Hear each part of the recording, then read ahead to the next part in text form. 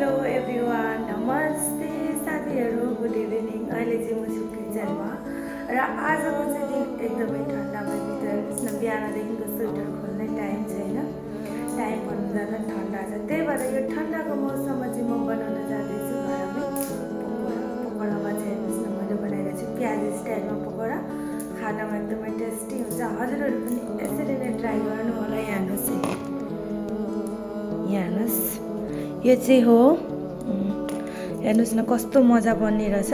अनि यसलाई चाहिँ अलिकति क्रिस्पी क्रिस्पी बनिन्छ कि त, खाएर एकदमै राम्रो लाग्छ। यो चाहिँ हो पकौडा चाहिँ मैदाको हो, बेसनको होइन। हेर्नुहोस् न, घोलेर राखेको बेटर पनि एकदमै राम्रो छ।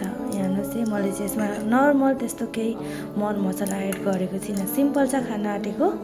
त्यही भएर अब म यहाँ लगाएर देखाउँछु है त हजुरहरूको सामने। यसलाई चाहिँ भनेछ मेरो स्टाइलको पकौडा हो। पकौडा त अलिक सानो सानो हुन्छ होइन।